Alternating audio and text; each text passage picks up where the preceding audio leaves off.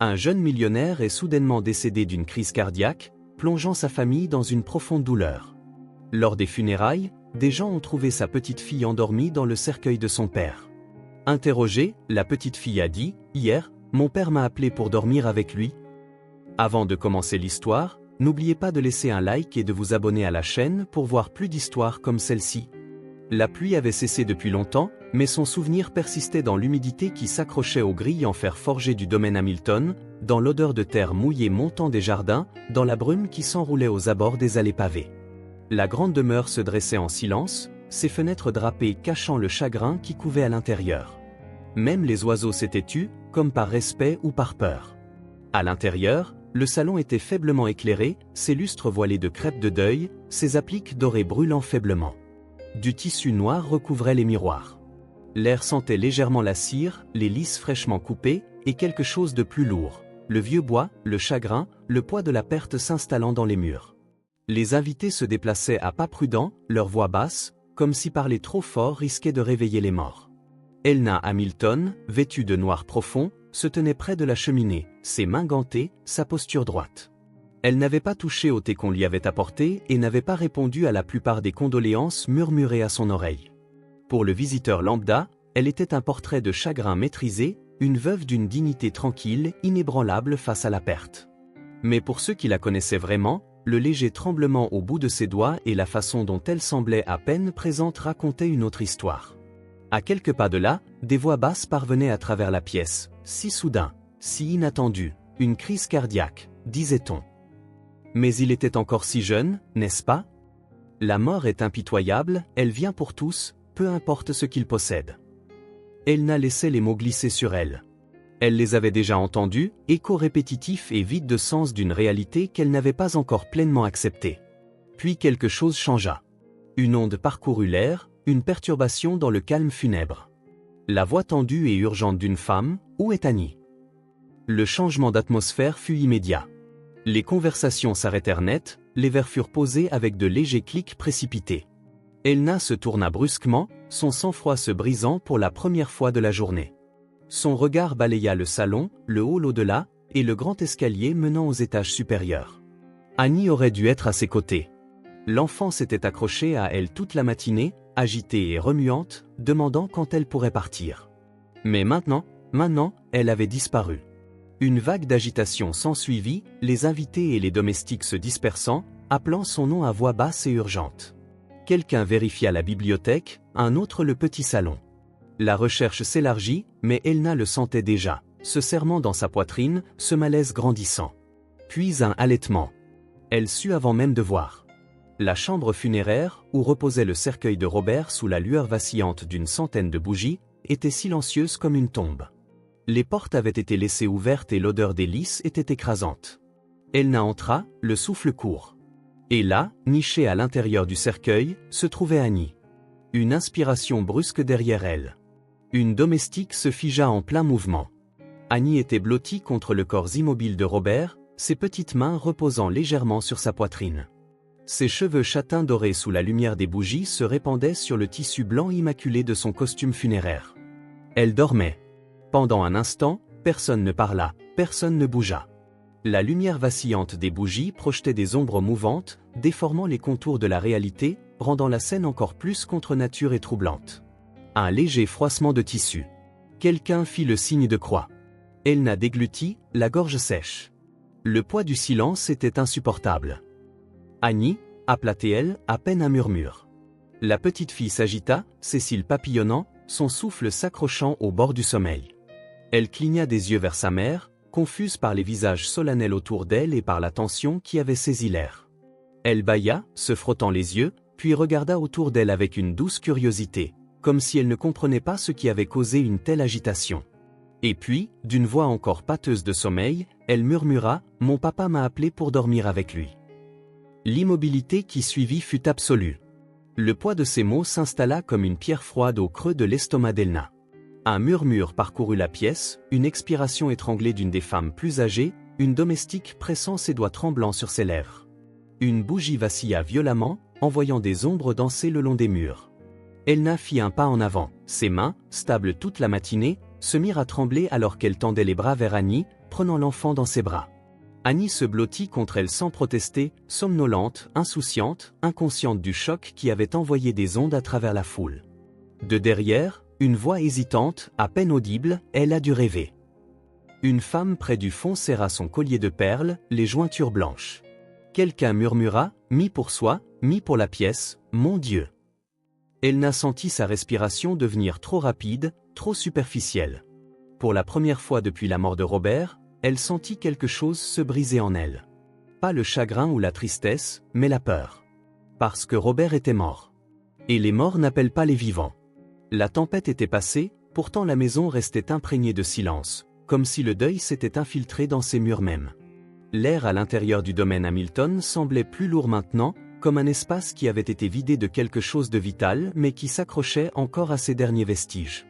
Les ombres s'étiraient longuement sur les parquets alors que les dernières lueurs du jour s'estompaient derrière les fenêtres drapées. Un feu avait été allumé dans le salon, plus pour le réconfort de sa lueur que pour sa chaleur.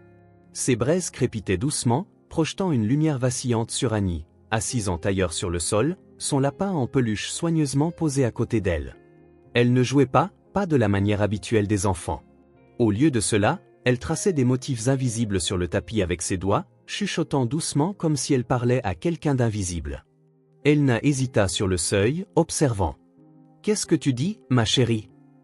Annie ne leva pas les yeux immédiatement. Ses lèvres bougeaient avec une lente délibération, formant des mots trop bas pour être entendus. Puis, après un moment, elle tourna la tête, son visage doux avec cette expression rêveuse que les enfants ont souvent avant de dormir, juste parler à papa. Le souffle d'Elna se coupa. Une réponse flotta sur sa langue, quelque chose de rationnel, de facile. Mais avant qu'elle ne puisse la dire, un son sec déchira l'air. Le téléphone dans le bureau de Robert sonna une fois, un carillon bref et sec qui eut à peine le temps de s'installer avant que le silence ne reprenne sa place. Elna se redressa. Une erreur, sûrement. La maison était vieille, les lignes se croisaient parfois, des interférences dues à la tempête, une coïncidence, n'importe quelle explication ferait l'affaire. Mais son corps s'était déjà mis en mouvement avant que son esprit ne puisse l'assimiler, l'entraînant dans le couloir vers le bureau de Robert, vers la pièce sombre qui sentait encore faiblement son eau de Cologne et le papier vieilli. Le bureau se tenait là, intact, la chaise exactement où il l'avait laissée, comme s'il pouvait entrer à tout moment, s'asseoir, ajuster ses boutons de manchette avant de prendre un appel. Mais il ne le ferait pas. Le téléphone, cependant, était allumé. Elna fronça les sourcils en attrapant l'appareil. L'écran affichait un appel programmé, réglé pour sonner dans la chambre d'Annie à 21h, tout comme la veille. Elle expira, pressant ses doigts sur ses tempes. C'était l'œuvre de Robert, bien sûr. Il avait toujours été méticuleux, laissant des notes, des rappels, programmant des appels par souci d'efficacité. Et peut-être que dans sa planification minutieuse, il avait programmé ses appels pour Annie, des messages automatisés destinés à la joindre la nuit, préenregistrés. La manière d'un père d'assurer que sa présence persiste. Cela avait du sens. Cela expliquait tout. Mais d'une certaine manière, non. Elna réinitialisa le téléphone, les doigts stables malgré l'étrange serrement dans sa poitrine. Elle retourna vers le couloir, se forçant à laisser tomber, à accepter la logique, à dépasser l'inconfort qui se nichait au fond de son esprit. Quand elle atteignit de nouveau le salon, Annie avait grimpé sur le fauteuil, se blottissant dans le tissu moelleux, son lapin toujours dans ses bras. « C'était papa, n'est-ce pas ?» Elna força un sourire. « C'était juste un vieux message, ma puce. Quelque chose qu'il t'a laissé. » Annie hocha la tête, pensive. Elle traça l'oreille du lapin distraitement, ses petits doigts délicats contre le tissu usé. « J'ai aimé, dit-elle. Ça me donne l'impression qu'il est toujours là. » Elna déglutit, sentant les mots se coincer quelque part au fond d'elle. « Il sera toujours avec nous, » murmura-t-elle en lissant les cheveux d'Annie. La petite fille bâilla, s'installant dans la chaleur du fauteuil. « Il m'a dit que je pouvais dormir dans son lit si je me sentais seule. » La main d'Elna s'immobilisa. « Quoi ? » ?»« Hier soir. » La voix d'Annie était maintenant somnolente, glissant vers le sommeil. « Il a appelé et me l'a dit. C'est pour ça que j'y suis allée. » La pièce sembla soudain plus froide, bien que le feu brûlât encore. Elna resta très immobile, son pouls battant lentement et régulièrement dans ses oreilles. Annie, elle s'agenouilla près du fauteuil. L'appel, c'était comme celui-ci ? Annie secoua la tête, ses paupières papillonnant avant de se fermer. Non. ce n'était pas un message. C'était papa. L'horloge sur la cheminée cliqueta doucement. Une bûche dans l'âtre bougea, envoyant une lueur d'ombre sur les murs. Elna regarda fixement sa fille, la douce montée et descente de sa petite poitrine, la façon dont le sommeil l'avait déjà emportée. L'imagination d'un enfant, sûrement. Un rêve si vif qu'il semblait réel. Elle expira lentement, se tournant vers le feu. La maison gémit alors que le vent pressait contre les vieilles fenêtres, un son profond et installé qui se propageait dans les couloirs, à travers les espaces où Robert avait autrefois marché. Cette nuit-là, Elna resta éveillée. Le silence de la maison ne semblait plus réconfortant. Au lieu de cela, il pesait sur elle, épais et immobile. Elle se dit que ce n'était rien. Et pourtant, elle ne dormit pas. La maison s'était refroidie pendant la nuit, comme si la chaleur avait été puisée aux os même du domaine. Les braises dans la cheminée du salon s'étaient éteintes depuis longtemps, ne laissant derrière elles que l'odeur de bois brûlé et de cire. Une faible lumière grise filtrait à travers les rideaux alors que l'aube rampait sur l'horizon, mais elle ne faisait rien pour adoucir le poids dans la poitrine d'Elna. Elle avait à peine dormi. Elna était assise seule dans le bureau assombri de Robert, le silence s'installant autour d'elle comme de la poussière. Le bureau était tel qu'il l'avait laissé, stylos soigneusement rangés, documents empilés avec un ordre précis, la plus faible trace de son eau de Cologne flottant dans l'air. Elle avait résisté à l'envie d'entrer dans cette pièce depuis les funérailles, réticente à déranger ce qui ressemblait maintenant à un moment préservé dans le temps. Pourtant, la voici, assise à son bureau, fixant les relevés téléphoniques affichés sur l'écran devant elle. Ses doigts planaient sur la page, traçant les lignes de chiffres sans les toucher. C'était un catalogue d'appels de routine, noms d'associés commerciaux, vérifications programmées. Mais c'est la dernière entrée qui la glaça sur place. Un appel passé au docteur Langlais. 23h47, la nuit avant la mort de Robert. La vue de cela envoya une pulsation de malaise à travers elle. Robert avait été un homme discipliné, précis dans ses habitudes. Il n'appelait pas les gens sans raison, et il n'appelait certainement jamais personne aussi tard dans la nuit. S'il s'était senti assez mal pour contacter son médecin, pourquoi n'en avait-il pas parlé le lendemain matin? Pourquoi l'Anglais n'en avait-il jamais parlé? La respiration d'Elna devint plus lente maintenant, mesurée, contrôlée. Elle attrapa le téléphone. La tonalité vibra à son oreille, chaque sonnerie s'étirant dans le temps, transformant les secondes en ce qui semblait être des heures. Puis un clic. Docteur Langlais à l'appareil. Elna hésita, puis se ressaisit. C'est Elna Hamilton. Une pause. Elle fut brève, mais pas assez. Madame Hamilton, dit l'Anglais, sa voix glissant vers quelque chose de soigneusement neutre. Mes condoléances, encore une fois. J'espère que vous tenez le coup. Je gère, répondit-elle, son ton également maîtrisé. Je ne prendrai pas beaucoup de votre temps. J'ai juste une petite question. Une autre pause.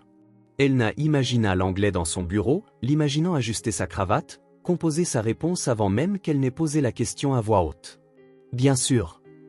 Est-ce que Robert vous a appelé la nuit avant son décès? Le silence, cette fois, était différent. Il n'était pas réfléchi, il était bloqué. Puis, C'était trop rapide, trop certain.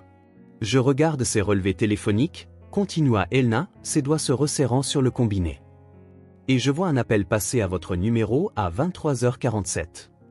Ça ne peut pas être exact. La voix de l'Anglais était maintenant égale, ferme, presque répétée. Je n'ai reçu aucun appel de ce genre. Elna fixa le relevé devant elle. Les chiffres ne mentaient pas. Peut-être une erreur de numéro, ajouta l'Anglais doucement. Ou une erreur technique. Les téléphones font ça parfois. Une erreur de composition. Une erreur technique. Une excuse commode. L'Anglais mentait. Elna le sentait au plus profond d'elle-même, dans la vague froide de compréhension qui la submergea. « Je vois », murmura-t-elle. « Peut-être que je vais approfondir la question. »« Bien sûr », dit-il trop vite. « Si vous avez besoin de quoi que ce soit d'autre, n'hésitez pas à appeler. » La ligne devint silencieuse avant qu'elle ne puisse répondre. Elna resta là, le combiné toujours dans sa main, son pouce stable mais son esprit s'emballant. Pourquoi Robert l'avait-il appelé? Et pourquoi l'Anglais l'avait-il nié? Elle fixait toujours le téléphone, perdue dans ses pensées, quand elle le sentit. Une présence. Pas un son, pas un mouvement, juste cette conscience particulière qui vient quand quelqu'un observe. Lentement, elle se tourna. Annie se tenait sur le seuil, petite et immobile, son lapin en peluche pendant mollement de ses doigts.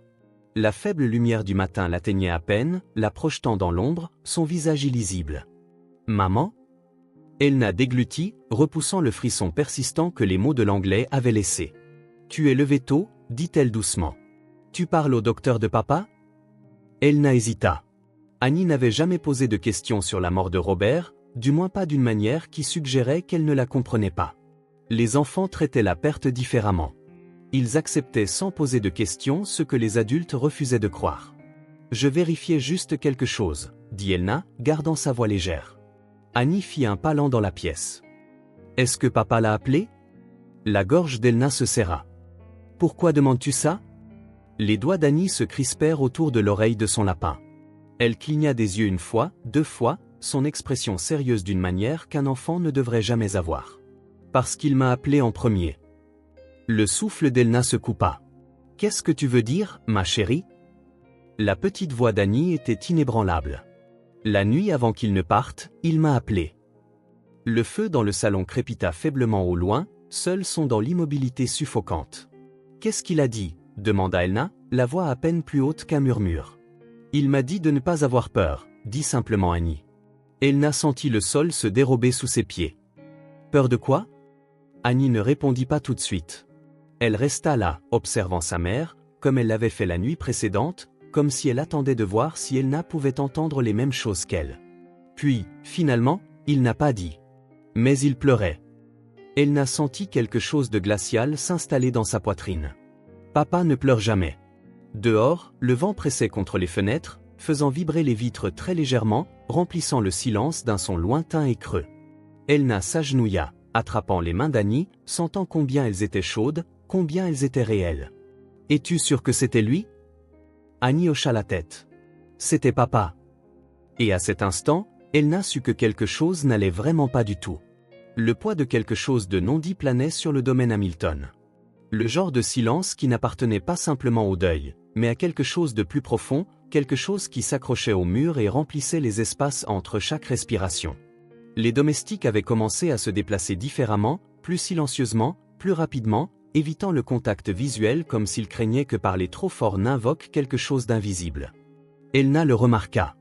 Elle remarqua aussi comment, le matin, les femmes de chambre s'attardaient par 2 en allumant l'âtre, comment le majordome hésitait avant d'entrer dans le bureau de Robert, et comment, la nuit, les couloirs semblaient plus vides qu'ils ne le devraient. Mais rien de tout cela ne la troublait plus que ses propres pensées. Le malaise avait pris racine dans sa poitrine, se tordant à travers ses côtes à chaque jour qui passait. L'appel nocturne de Robert à l'anglais, le déni du docteur, les mots d'Annie, tout cela s'était installé dans ses os, refusant de la laisser reposer. Dans l'après-midi, elle ne supporta plus l'air suffocant à l'intérieur de la maison. Elle se rendit dans les jardins, serrant son manteau plus fort autour d'elle alors qu'elle marchait sur le sentier de pierre humide. Le vent avait tourné, transportant l'odeur fraîche de la terre, des feuilles et de quelque chose de légèrement métallique. La serre se dressait au loin, ses vitres striées par les restes de la pluie de la nuit dernière. Elle marchait sans destination, laissant le rythme de ses pas calmer le bruit dans son esprit. Mais cela n'y fit rien. Pas quand ses souvenirs la suivaient de si près. Robert avait été lui-même la dernière fois qu'ils avaient arpenté ces lieux ensemble. Ou du moins, il avait essayé de l'être. Elle pouvait encore le voir, la façon dont il s'était frotté le poignet distraitement, comment sa respiration s'était légèrement accrochée avant de se lisser, comme s'il avait forcé son corps à se comporter. « Tu as l'air pâle », lui avait-elle dit. « Absurdité », avait-il souri, bien que cela n'ait pas tout à fait atteint ses yeux. Trop de travail, trop peu de temps. Et elle avait laissé tomber. Parce que Robert ne se plaignait jamais. Parce que Robert ne tombait jamais malade. Une rafale de vent tira sur son manteau alors qu'elle atteignait le sentier bordé de haies près de l'allée. C'est alors qu'elle vit Grayson, le jardinier du domaine, penché sur une rangée de rosiers, ses mains gantées se déplaçant méthodiquement dans la terre. Il ne leva pas les yeux immédiatement, mais elle sut qu'il l'avait vu. Elna hésita, puis parla. « Grayson. » Il expira par le nez, se redressant enfin. Ses mouvements étaient plus lents qu'elle ne s'en souvenait, bien que ce fût dû à l'âge ou à quelque chose de plus lourd, elle n'en était pas sûre. « Madame Hamilton » salua-t-il en retirant ses gants. Pendant un moment, aucun d'eux ne parla. Puis, « Vous avez vu Robert avant qu'il… » Elle s'interrompit, détestant la finalité des mots. Grayson essuya ses paumes contre son manteau. « Oui. Semblait-il bien ?» Son regard glissa sur elle, prudent maintenant. Ce n'était pas un homme enclin au commérage, mais il avait servi la famille Hamilton pendant des décennies. Il savait mieux que quiconque lire entre les lignes. Il était plus silencieux que d'habitude, dit Grayson. Semblait perdu dans ses pensées. Le souffle d'Elna forma un nuage dans l'air froid. Vous a-t-il dit quelque chose? Une hésitation. Pas grand-chose. Juste qu'il ne dormait pas bien. Les mots s'abattirent sur elle comme un poids. Autre chose? Grayson soupira, regardant le rosier à moitié taillé. Il a eu un moment, quelques jours avant. Nous marchions sur le terrain et il s'est arrêté. A mis une main sur sa poitrine. Juste ici. Il pressa sa paume contre ses côtes. Puis à son poignet. Comme s'il vérifiait son pouls. Le pouls d'Elna battait dans ses oreilles. Qu'a-t-il dit? Que ce n'était rien. Elle déglutit difficilement. Grayson hésita de nouveau, puis ajouta, mais la façon dont il est resté là, juste une seconde. Je ne sais pas, madame. Ça ne semblait pas être rien. Un frisson l'a parcouru, mais pas à cause du froid. Et si ça n'avait pas été une crise cardiaque du tout? Et si Robert avait su que quelque chose n'allait pas et avait essayé de dire quelque chose avant qu'il ne soit trop tard? Grayson l'observa attentivement. Quelque chose vous préoccupe, madame Hamilton? Elle força un mince sourire. Juste des souvenirs. Grayson n'insista pas. Faites-moi savoir si vous avez besoin de quoi que ce soit. Elle hocha la tête et retourna vers la maison. Ses mains avaient commencé à trembler. Le malaise suivait Elna comme une seconde ombre. Il était là, dans les couloirs sombres du domaine Hamilton, s'attardant dans les pauses entre les conversations, dans les regards hésitants échangés par le personnel. Il était là, dans la façon dont l'air semblait plus lourd, plus épais, comme si les murs eux-mêmes retenaient leur souffle. Elle avait vécu dans cette maison pendant des années, avait mémorisé les craquements des parquets, le doux bourdonnement des lustres, le rythme de vie qui pulsait à travers ces couloirs. Mais maintenant, quelque chose avait changé. Elle le sentait dans ses os. La seule façon d'avancer était la vérité. Et elle savait exactement où commencer. Le bureau du docteur Callaway était niché dans un quartier calme de la ville, un espace modeste rempli de vieux livres et de l'odeur d'antiseptique. Cela ne ressemblait en rien aux cliniques stériles et impersonnelles auxquelles Elna s'était attendue. Les murs étaient tapissés d'étagères encombrées de revues médicales, de croquis anatomiques et d'un assortiment de flacons en verre soigneusement étiquetés à l'encre. L'homme lui-même était tout aussi méticuleux. Le docteur Callaway avait la cinquantaine, une barbe soigneusement taillée et des yeux vifs et intelligents qui en avaient vu plus qu'ils ne le laissaient paraître. Quand Elna entra, il ne perdit pas de temps en bavardage. Il lui fit simplement signe de s'asseoir, feuilletant un dossier avec une lente précision. Il ne parla pas immédiatement, ce qui ne fit qu'accentuer la tension dans la poitrine d'Elna. Puis, avec un soupir, il posa les papiers. « Madame Hamilton », commença-t-il, sa voix calme et ferme. « Il y a quelque chose que vous devez savoir. » Les doigts d'Elna se crispèrent sur ses genoux. « Continuez. » Callaway prit une profonde inspiration. « Les symptômes de votre mari, tels qu'enregistrés dans son rapport médical eut douleur thoracique, vertige, l'effondrement soudain ou ne correspondent pas à une simple crise cardiaque. Du moins, pas une causée par des causes naturelles. » La pièce sembla soudain plus petite. « Que voulez-vous dire ?» Callaway croisa les mains. Il ne la regardait pas comme une veuve en deuil. Il la regardait comme quelqu'un qui avait besoin d'entendre la vérité, qu'elle soit prête ou non. Les tests indiquent la présence de cyanure dans son système. Les mots frappèrent comme un coup physique. Elna enregistra à peine sa propre respiration, brusque et inégale. « C'est impossible. »« Ce ne l'est pas, » dit Callaway, son ton soigneusement mesuré. L'empoisonnement au cyanure imite une crise cardiaque. Il provoque une insuffisance respiratoire, un arrêt cardiaque. À des doses suffisamment faibles, cela n'aurait pas été immédiatement évident. C'est pourquoi ces symptômes ont pu sembler vagues au début, fatigue, inconfort. Mais au moment où il a fait pleinement effet, il aurait été trop tard. La pièce se brouilla légèrement sur les bords. « Vous dites que quelqu'un » Elle ne put finir la phrase. Callaway hocha la tête sombrement. « Je dis que votre mari a été empoisonné, Madame Hamilton. Ce n'était pas un accident. Ce n'était pas naturel. Robert Hamilton a été assassiné. » Elna pressa une main contre sa bouche, inspirant brusquement par le nez. La pensée avait rôdé sous la surface, chuchotant aux confins de son esprit, refusant d'être reconnue. Mais l'entendre prononcer à voix haute, réelle, indéniable, était tout autre chose. « Meurtre? Le mot s'accrochait à l'air, l'empoisonnant. Avez-vous une idée de qui aurait pu faire ça? Demanda Callaway. Elna l'entendit à peine. Son esprit travaillait déjà. Elle pensa à l'appel nocturne de Robert au docteur Langlais, celui qu'il avait nié avoir reçu. Elle pensa au démenti trop rapide de Langlais, à ses mots parfaitement mesurés. Elle pensa à Robert pressant son poignet, se frottant la poitrine comme pour repousser un poids invisible. Elle pensa aux mots de Grayson dans le jardin, comment Robert s'était arrêté en plein pas, juste une seconde, juste assez longtemps pour que quelque chose n'aille pas. Langlais avait été celui qui avait confirmé la cause du décès de Robert. Langlais avait été celui qui avait insisté sur le fait qu'il n'y avait pas besoin d'autopsie. Langlais avait été le seul médecin en qui Robert avait confiance. Elna sentit une lente clarté glaciale s'installer dans ses veines. « Madame Hamilton ?» Elle cligna des yeux, levant les yeux vers Callaway. « Il n'y a qu'une seule personne qui puisse répondre à cette question, » dit-elle, sa voix plus stable qu'elle ne le sentait. Callaway l'étudia, puis hocha lentement la tête en signe de compréhension. « Docteur Langlais. » Les mains d'Elna tremblaient, mais pas de chagrin. Si c'était vrai, Robert n'était pas seulement mort. Il avait été assassiné. Et elle avait l'intention de découvrir qui l'avait fait. Elna avait passé des années à maîtriser l'art de l'aplomb. Elle avait assisté à d'innombrables galas, accueilli des dignitaires, s'était tenue aux côtés de Robert alors qu'il naviguait dans le monde des riches et des puissants. Elle avait appris à se tenir, même quand elle voulait voler en éclats. Aujourd'hui, elle puisa dans cette compétence. Elle entra dans le bureau du docteur Langlais à pas lents et délibérés, gardant sa respiration égale, ses mains stables le long de son corps. La pièce sentait le café rassis et l'air stérilisé, l'odeur d'antiseptique s'accrochant au mur. Une bibliothèque bordait un côté, empilée de revues médicales non lues, leurs dos intacts, leurs pages impeccables.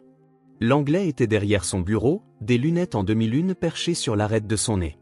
Quand il leva les yeux, son sourire fut instantané, mais il n'atteignit pas ses yeux. « Madame Hamilton » salua-t-il doucement, se levant pour lui serrer la main. Elle ne la prit pas. « Docteur Langlais » dit-elle, sa voix égale. Une lueur d'hésitation traversa son visage avant qu'il ne se rassoie. « Asseyez-vous, je vous en prie. » Elle le fit, croisant les mains sur ses genoux. Elle ne s'embarrassa pas de plaisanterie. « J'ai fait faire un examen médico-légal privé. » Langlais cligna des yeux. L'air entre eux changea. « Excusez-moi » Sur les restes de Robert, précisa-t-elle. Ses doigts tressaillirent légèrement là où il reposait sur son bureau. Un petit mouvement, presque imperceptible. « Cela semble plutôt inutile, » dit-il prudemment. Elna inclina la tête. « Inutile ?» Langlais expira, se penchant en arrière dans sa chaise, comme amusé. « Je comprends le chagrin, Madame Hamilton. Il nous pousse à chercher désespérément des réponses, à chercher des raisons au-delà de ce qui est devant nous. » Elle laissa les mots flotter là, le laissa penser qu'elle était toujours cette veuve, en deuil, vulnérable, cherchant quelqu'un pour lui dire que tout cela était une erreur. Puis elle laissa tomber le masque. Le docteur Callaway a trouvé du cyanure dans le système de Robert. La couleur quitta le visage de l'Anglais. Sa main s'élança vers les papiers sur son bureau comme s'il cherchait quelque chose pour s'ancrer. Et sa voix faiblit, puis se raffermit. C'est impossible. Elna l'observa attentivement maintenant, cataloguant la façon dont ses doigts agrippaient le bord du bureau, la façon dont son pied gauche tapotait très légèrement sous la table. Et pourtant, c'est vrai. Un silence s'étira entre eux, épais et pressant. L'Anglais déglutit, le mouvement visible à sa gorge. « Madame Hamilton, je ne sais pas ce que vous pensez avoir découvert, mais je peux vous assurer. Robert vous a appelé la nuit avant sa mort. » Les mots atterrirent comme une lame tranchante. L'Anglais se figea. Ses doigts se crispèrent, les jointures blanches contre le bois de son bureau. Ce n'est pas. Il secoua rapidement la tête, comme pour réinitialiser la conversation. Non, il ne l'a pas fait. Elna sortit une page pliée de la poche de son manteau et la posa sur son bureau. C'était une copie du journal d'appel du téléphone de Robert. Alors expliquez ceci. L'Anglais n'attrapa pas le papier. Il le fixa simplement, le muscle de sa mâchoire tressaillant. Peut-être que c'était un accident, dit-il finalement. Une erreur de numéro. Elna se pencha en avant, sa voix calme mais tranchante. Vous n'avez même pas vérifié l'horodatage, pourtant vous avez déjà une excuse. Les narines de l'Anglais se dilatèrent. Il bougea sur sa chaise, son expression soigneusement composée commençant à se fissurer. De quoi m'accusez-vous exactement? Demanda-t-il, sa voix basse. Je ne sais pas encore, admit Elna. Mais vous mentez. Ça, c'est clair. Ses mains tremblèrent légèrement, juste une seconde, avant qu'il ne les aplatisse contre le bureau. Madame Hamilton, soyez très prudente quant aux accusations que vous lancez. Elle rencontra son regard, sans ciller. Je ne lance pas d'accusations, docteur Langlais. Je collecte des faits. Silence. Langlais inspira lentement, expira encore plus lentement. Puis, juste comme ça, il lissa son expression, l'aisance exercée d'un homme qui avait passé sa vie à se cacher derrière le professionnalisme. Je pense que vous avez besoin de prendre du temps, dit-il, sa voix douce maintenant, presque condescendante. Perdre un mari, difficile. Je détesterais que vous gaspilliez votre énergie en spéculations sans fondement. Elna soutint son regard. Elle voyait clair en lui maintenant. Elle se leva, ajustant son manteau. Je vous laisse à votre travail alors, dit-elle, la voix égale. Langlais hocha la tête une fois, mais Elna le vit. La crispation au coin de sa bouche. La façon dont ses doigts se recroquevillaient légèrement contre son bureau. La façon dont sa respiration était juste un peu trop contrôlée. La peur. Elle était là, sous la surface. Elle n'avait pas besoin de ses aveux. Sa peur était une preuve suffisante. La rivière s'étendait devant Elna, sombre et infinie, sa surface ondulant à peine sous le poids de la nuit. Elle était assise dans la voiture, ses doigts reposant immobiles contre le volant, ses yeux fixés sur l'eau. Le doux bourdonnement du moteur était le seul son dans la vaste immobilité. Elle avait conduit sans réfléchir, serpentant à travers les rues vides, dépassant les grilles en fer du domaine Hamilton, dépassant les repères familiers d'une ville dont elle ne se sentait plus faire partie. Et maintenant, elle était là. Seule. Elle expira, une respiration lente et mesurée. Elle ne s'était jamais considérée comme faible. Pas quand elle s'était mariée dans le nom Hamilton, pas quand elle avait appris à naviguer dans un monde qui n'avait jamais vraiment été le sien. Mais ce soir, assise au bord de la rivière, elle admit quelque chose qu'elle n'avait jamais osé auparavant. Il y avait eu un moment, après les funérailles de Robert, dans le silence oppressant de leur chambre, où elle avait pensé à le suivre. Le chagrin avait été trop vaste, trop suffocant, son poids pressant contre ses côtes jusqu'à ce qu'elle ait du mal à respirer. Que restait-il sans lui? Sans la vie qu'ils avaient construite ensemble? Mais ensuite, il y avait eu Annie. Et Annie avait encore besoin d'elle. Elna se força à se redresser, agrippant le volant jusqu'à ce que ses jointures blanchissent. Plus de faiblesse. Robert avait été assassiné. Ce n'était plus une question. Et maintenant, elle devait découvrir qui avait voulu sa mort. Cette nuit-là, elle retourna au bureau, l'espace encore épais de l'odeur des livres vieillis et des traces persistantes de l'eau de Cologne de Robert. Elle avait passé des années à le regarder assis à ce même bureau, passant en revue des papiers, prenant des décisions qui avaient façonné leur vie. Mais qu'avait-il su dans ces dernières heures? Elle étala les papiers devant elle, chaque détail plus accablant que le précédent. Cyanure, un poison qui imitait une crise cardiaque. Une cause de décès falsifiée, signée par le docteur Langlais. Un appel téléphonique passé à 23h47, jamais reconnu. Un homme essayant désespérément de joindre quelqu'un avant qu'il ne soit trop tard. Son regard dériva vers une photographie sur le bureau. Robert et Édouard, côte à côte lors d'un gala, champagne à la main. Elle traça du doigt le cadre, se souvenant de la façon dont Robert avait toujours parlé de son frère avec une confiance inébranlable. Édouard a de l'ambition, mais il ne me trahirait jamais. Ne le ferait-il pas? Le pouls d'Elna s'accéléra. Qui bénéficiait le plus de la mort de Robert? La réponse était claire, Edward Hamilton. Édouard avait toujours voulu plus. Plus de pouvoir, plus de richesse, plus de contrôle sur l'héritage Hamilton. Mais Robert s'était mis en travers de son chemin. Robert avait toujours été le préféré, le frère cadet qui avait hérité de l'empire de leur père, celui qui avait le dernier mot dans les affaires de la famille. Elna n'avait jamais considéré Édouard comme dangereux auparavant. Il était charmant, d'une manière que Robert n'était pas. Plus poli, plus calculateur. Mais ce charme avait toujours été un outil, quelque chose qu'il maniait avec précision. Maintenant, elle pouvait le voir pour ce qu'il était, un masque. Édouard savait-il? Avait-il réalisé que son filet de sécurité était sur le point d'être coupé? L'idée même lui serra l'estomac. Elle attrapa les documents devant elle. Le testament de Robert, les états financiers, les biens immobiliers. L'encre sur les amendements les plus récents avait à peine séché. Quelques semaines seulement avant sa mort, Robert avait modifié son testament. Et Édouard s'était retrouvé sans rien. La maison, les entreprises, l'héritage, tout était allé à Elna et Annie. Édouard s'était tenu dans cette même pièce lors de la lecture du testament, la mâchoire serrée, les mains se crispant et se détendant le long de ses flancs. Elle avait pensé alors que ce n'était que sa frustration habituelle. Était-ce quelque chose de plus? Elle fouilla dans les documents les plus récents de Robert, cherchant tout ce qui pourrait lier Édouard à ce qui s'était passé. Et puis elle le trouva. Un contrat, non signé, enterré sous une pile de rapports financiers.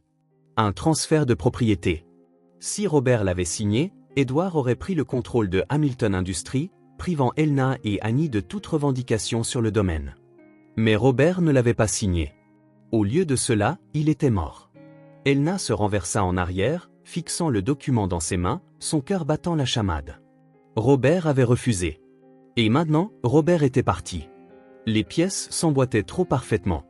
L'Anglais avait été celui qui avait couvert l'affaire. Mais Édouard avait été celui qui l'avait mise en branle. Elna sentit quelque chose changer en elle. Une détermination froide et inébranlable. Robert avait été assassiné pour son empire. Et Edward Hamilton allait payer. Les lustres de la grande salle de bal du domaine Hamilton brûlaient vivement, leur éclat doré se reflétant sur les sols en marbre poli. Les rires et le tintement des verres emplissaient le vaste espace tandis que des hommes en costume sur mesure et des femmes drapées de soie se déplaçaient sans effort d'une conversation à l'autre. Edward Hamilton se tenait au centre de tout cela. Il avait toujours été un homme à la présentation impeccable, du genre à porter son chagrin comme un costume bien ajusté, juste assez pour paraître respectable, mais jamais assez pour paraître vulnérable. Ce soir, alors qu'il se déplaçait dans l'assemblée, serrant des mains et offrant des sourires sombres, il était tout à fait le frère endeuillé. Et Elna l'observait. Elle se tenait près du bord de la pièce, une coupe de champagne intacte à la main, ses yeux rivés sur la performance d'Edouard. Elle nota la manière exercée dont ses sourcils se fronçaient lorsque quelqu'un offrait ses condoléances, la pause prudente qu'il accordait avant de répondre, comme s'il était accablé par la perte. C'était calculé, répété. Pas une seule fois elle ne vit de chagrin sincère. Elna ne l'approcha pas. Pas encore. Au lieu de cela, elle observait, attendant le bon moment, sachant que c'était le jeu d'Edouard, les apparences, l'influence, le contrôle. Il était expert pour charmer ceux qui comptaient, pour s'assurer que les bonnes personnes le voyaient sous le bon jour. Et ce soir, ce rassemblement n'était pas différent. Mais Elna n'était pas là pour jouer son jeu. Elle était là pour y mettre fin. De l'autre côté de la pièce, le détective David Wallace se tenait près du bar, faisant tournoyer le liquide ambré dans son verre sans le boire. Sa présence était subtile, son regard passant d'Edouard aux hommes à qui il parlait. Elna connaissait David depuis des années. Il était l'une des rares personnes en qui Robert avait jamais eu confiance en dehors de la famille. Il n'était pas seulement un détective, il était un vieil ami, un homme qui savait quand écouter, quand attendre et quand agir. Plus tôt dans la soirée, avant d'arriver au rassemblement, elle l'avait rencontré en secret. « J'ai besoin que vous creusiez sur Édouard », lui avait-elle dit, faisant glisser un dossier de documents sur la table. David l'avait étudié un instant, puis avait baissé les yeux sur les papiers. « Vous le soupçonnez déjà ? J'ai besoin de preuves. » Il avait feuilleté les pages. Dossier financier, modification de contrat, chronologie des derniers jours de Robert. Son expression s'assombrit lorsqu'il atteignit le transfert de propriété non signé. Il avait tout à y gagner. Et il l'a fait, avait dit Elna calmement. Mais seulement après que Robert ait refusé de le lui donner volontairement. David avait fermé le dossier.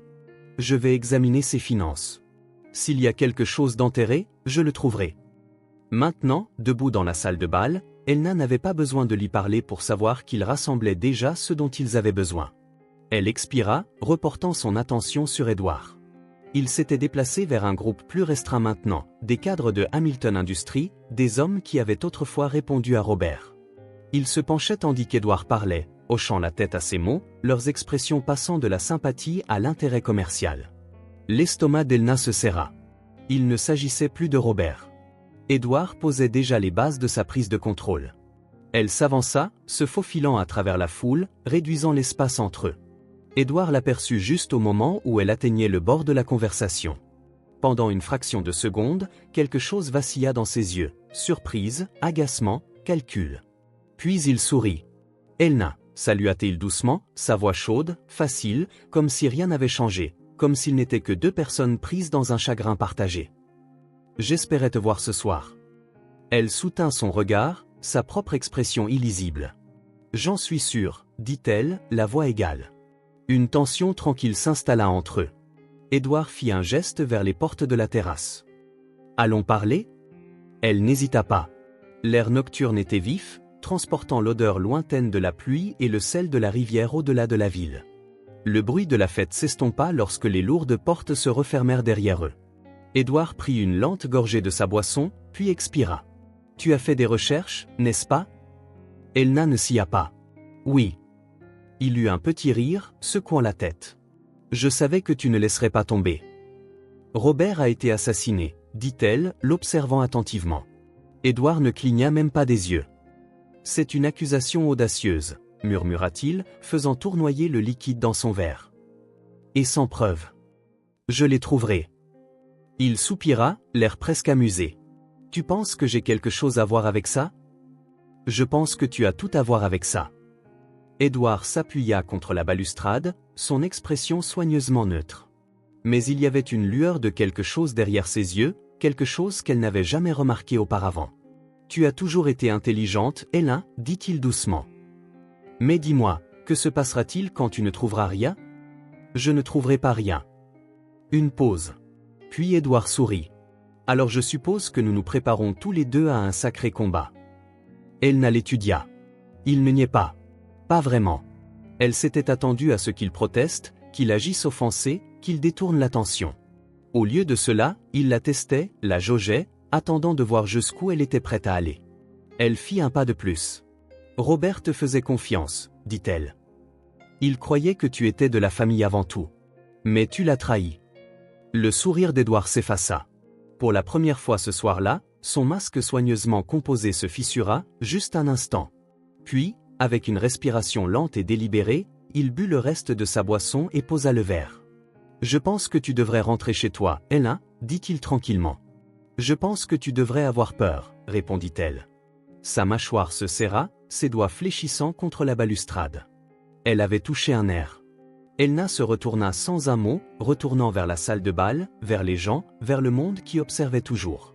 Édouard n'était pas intouchable. Et ce soir, pour la première fois, il le savait. La ville était encore humide de la pluie de la nuit, les rues lavées, l'air vif avec l'odeur persistante de la pierre mouillée et de la terre.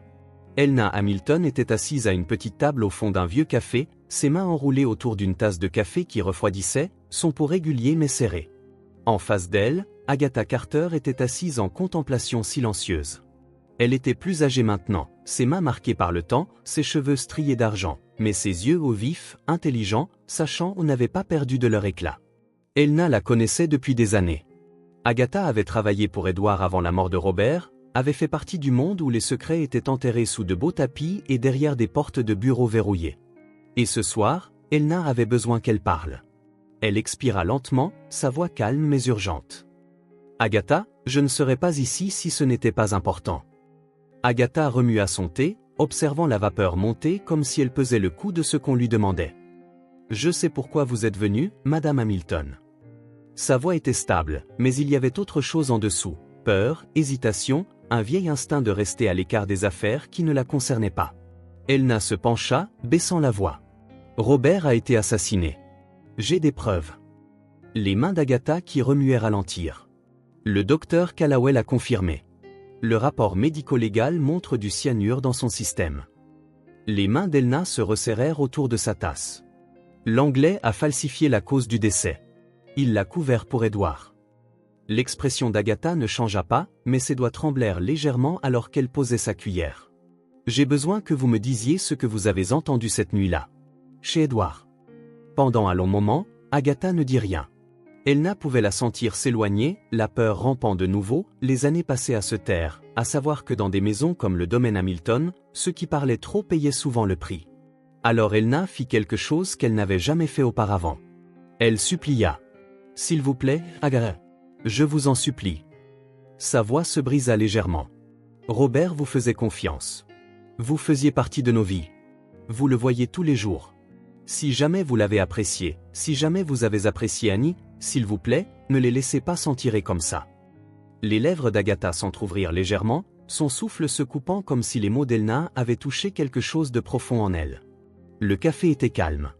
La pluie avait cessé, mais le poids de la tempête ne s'était pas levé. Finalement, Agatha expira. J'étais là. La nuit où ils ont planifié ça. Le cœur d'Elna s'emballa contre ses côtes. Édouard et l'Anglais? Agatha hocha la tête. Sa voix était plus basse maintenant, comme si prononcer les mots pouvait invoquer quelque chose de dangereux. J'étais allé chez Édouard pour nettoyer. J'avais laissé mon chiffon dans son bureau. Quand je suis entré, j'ai entendu des voix. J'étais sur le point de faire demi-tour quand j'ai entendu le docteur l'Anglais dire quelque chose. Elle déglutit, ses doigts agrippant le bord de la table. Il a dit, c'est déjà en marche. Vous aurez bientôt ce que vous voulez. Elna inspira brusquement, attendant, ayant besoin de plus. Et Édouard? L'expression d'Agatha se durcit. Il a ri. A dit quelque chose à propos de richesse garantie et que tout ce que l'Anglais avait à faire était de s'assurer que ça ait l'air naturel. Le monde bascula. Elna agrippa la table, s'ancrant, essayant de traiter ce qu'elle avait toujours soupçonné mais dont elle n'avait jamais eu la preuve jusqu'à présent. Ils l'ont tué, murmura-t-elle. Agatha hocha la tête, sa gorge se nouant alors qu'elle déglutissait. Oui. Ils ont parlé d'échanger les pilules ou de mettre une sorte de poison dans les capsules de la prescription de sédatifs de Robert. L'air entre elle s'épaissit. David Wallace, assis à côté d'Elna, rompit le silence.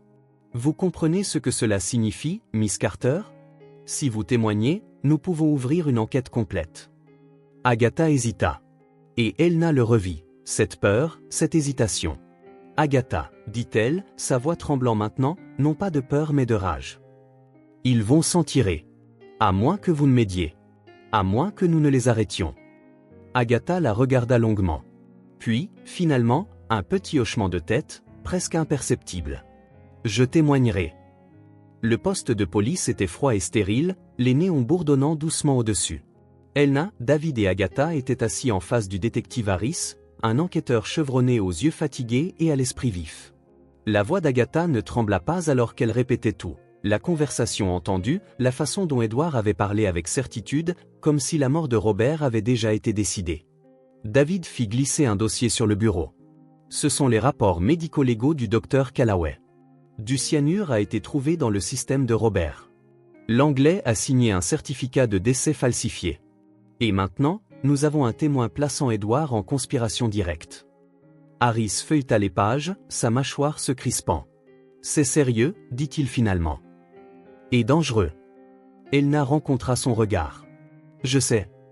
Harris expira, repoussant sa chaise. Nous allons ouvrir une enquête officielle sur Édouard Hamilton et le docteur l'Anglais. Mais vous devez être prudente.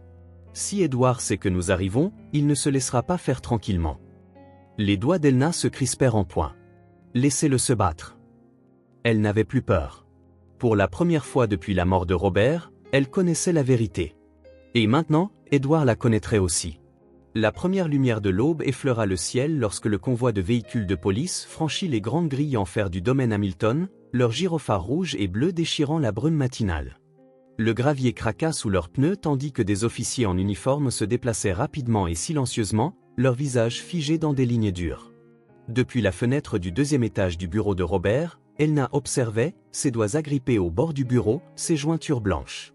La pièce était encore remplie de la faible odeur de livres vieillis et de cire à bois, pourtant son cœur battait violemment dans sa poitrine. C'était ça. Le moment qu'elle attendait.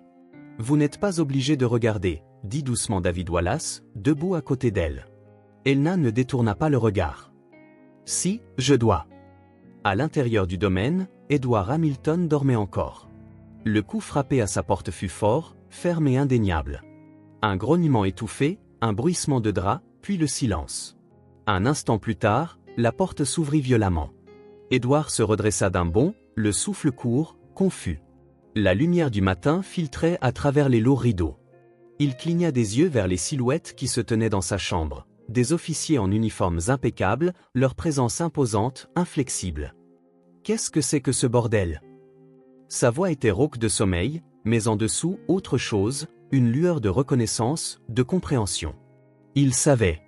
Le détective Harris s'avança, son expression illisible. Édouard Hamilton, vous êtes en état d'arrestation pour conspiration en vue de commettre un meurtre. La pièce devint immobile. Pendant une fraction de seconde, quelque chose traversa les yeux d'Édouard, choc, colère, calcul. Mais ensuite, son masque se remit en place. Il expira lentement, repoussant les couvertures en soie. Lisse, mesurée, contrôlée. C'est absurde, dit-il en se levant du lit, passant une main dans ses cheveux ébouriffés. Vous n'avez aucune idée de ce que vous faites. Nous savons exactement ce que nous faisons, rétorqua Harris, tendant le mandat. Votre gouvernante, Agatha Carter, a témoigné. Elle a tout entendu.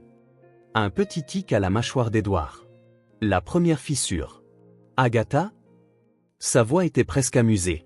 Vous basez ça sur la parole d'une vieille femme sénile. Nous avons aussi des preuves médico-légales, ajouta David Wallace en s'avançant.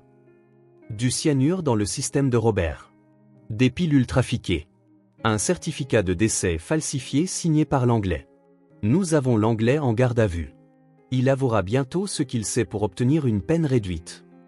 Édouard se figea. Pour la première fois, l'aisance bien rodée de son expression vacilla. C'est une erreur, dit-il. Non. La voix d'Elna déchira la tension. L'erreur a été de penser que vous vous en tiriez comme ça. Édouard tourna lentement la tête, son regard fixé sur le sien. Pendant des années, il l'avait regardée comme rien de plus que la femme de Robert, quelqu'un à charmer, à manipuler si nécessaire. Mais maintenant, il la voyait pour ce qu'elle était devenue, son châtiment.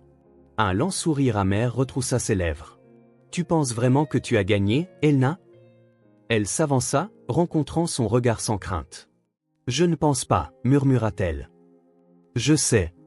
Le métal froid des menottes cliqueta en place. Édouard expira brusquement, mi-rire, mi-autre chose. Résignation. Alors que les officiers le tournaient vers la porte, il s'arrêta légèrement, se penchant vers Elna. Fais attention, murmura-t-il, la voix à peine audible. Le véritable ennemi n'est pas toujours celui qui est menotté. Elle ne s'y a pas. Édouard fut conduit à travers le hall, passant devant les yeux attentifs du personnel, leur chuchotement s'enroulant comme de la fumée à travers les couloirs. Mais avant qu'il ne puisse être emmené dehors. Oncle Édouard? Une petite voix. Le monde entier s'immobilisa. Debout en haut de l'escalier, Annie serrait son lapin en peluche contre sa poitrine, ses boucles en désordre à cause du sommeil. Ses grands yeux innocents étaient remplis de confusion alors qu'elle regardait Édouard, son oncle, l'homme qui lui avait autrefois tenu la main lors des réunions de famille, qui lui avait chuchoté des secrets et lui avait glissé des bonbons quand ses parents ne regardaient pas. Elle ne comprenait pas. Le cœur d'Elna se tordit violemment. Annie regarda sa mère maintenant, sa voix petite. Pourquoi emmène-t-il l'oncle Édouard? La gorge d'Elna se serra douloureusement. Comment pouvait-elle expliquer? Comment pouvait-elle briser l'innocence de sa fille avec la vérité? Elle marcha vers Annie, s'agenouillant devant elle, écartant doucement une boucle de son visage.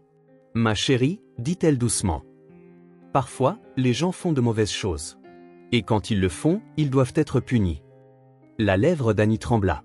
Même la famille, murmura-t-elle. Les yeux d'Elna brûlèrent. Même la famille. Annie baissa le regard, serrant plus fort son lapin. Elle ne pleura pas, ne parla pas. Mais Elna le vit. Le moment où l'innocence se fissura, juste légèrement. Le moment où elle comprit que le monde n'était pas toujours gentil. Édouard, debout entre deux officiers, observa la scène en silence. Pour la première fois, son arrogance s'effaça complètement. Allons-y, ordonna Harris. Les portes s'ouvrirent et la lumière du matin se déversa à l'intérieur alors qu'Édouard était emmené. Elna enlaça Annie, la serrant fort. La justice avait été rendue. Mais pourquoi avait-elle encore l'impression que quelque chose avait été perdu? La pluie avait cessé depuis longtemps, mais son souvenir persistait. Il s'accrochait aux grilles en fer du domaine Hamilton, aux sentiers de pierre humide, à la brume s'enroulant aux abords des jardins. La grande demeure se tenait dans une immobilité tranquille, non plus accablée par le deuil, mais pas entièrement libérée du poids du passé. À l'intérieur, l'air était plus léger. Les voiles de deuil noir avaient été retirés, et les miroirs, autrefois couverts pour empêcher les esprits agités de s'attarder, étaient découverts, reflétant la douce lueur du soleil de l'après-midi filtrant à travers les hautes fenêtres. Elna se tenait au centre du grand hall, fixant l'immense portrait de Robert qui trônait toujours au-dessus de la cheminée. Ses yeux, peints avec des détails méticuleux, surveillaient la pièce, comme il l'avait toujours fait. Pour la première fois, elle n'eut pas l'impression qu'il cherchait des réponses. Il n'y avait plus besoin de questions. Maman? La petite voix la tira de ses pensées. Elna se tourna pour trouver Annie debout au bas du grand escalier, son lapin en peluche serré contre sa poitrine. La petite fille hésita, son regard dérivant vers la porte du bureau de Robert, légèrement entr'ouverte. Elle était restée là pendant un moment, immobile, silencieuse. « Qu'y a-t-il, ma chérie ?» demanda Elna en s'agenouillant devant sa fille. Les doigts d'Annie se tordirent dans le tissu de sa chemise de nuit. « J'ai cru entendre quelque chose, » murmura-t-elle. Le cœur d'Elna sauta un battement. « D'où ?» Annie inclina légèrement la tête vers le bureau. « Le bureau de papa. » Un frisson parcourut la colonne vertébrale d'Elna, mais elle prit une profonde inspiration. « Pas de peur. Plus maintenant. » Elle attrapa la petite main d'Annie et la serra doucement. « Viens, dit-elle. Allons voir ensemble. » Le bureau restait intact. La chaise de Robert était soigneusement rangée sous le bureau, ses bibliothèques bordaient les murs, remplies de volumes qu'il avait passé des années à collectionner. Une faible odeur de vieux papier et de bois poli flottait dans l'air. Et pourtant, Elna pouvait le sentir. Pas une présence, pas quelque chose de sinistre. Mais un adieu. Annie entra prudemment, regardant autour d'elle comme si elle s'attendait à trouver quelque chose de différent. Mais tout était pareil. Tout, sauf le téléphone. Le vieux téléphone à cadran sur le bureau de Robert sonna. Une fois. Puis le silence. Le souffle d'Elna se bloqua. Les doigts d'Annie se resserrèrent autour de son lapin. La sonnerie s'était arrêtée, pourtant la pièce semblait plus pleine, plus lourde.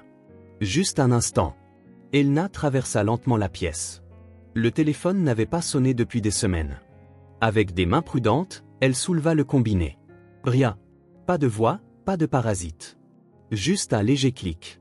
Le son indubitable de quelqu'un qui raccroche enfin. Une profonde immobilité suivit. Elna resta là, le combiné encore chaud dans sa paume.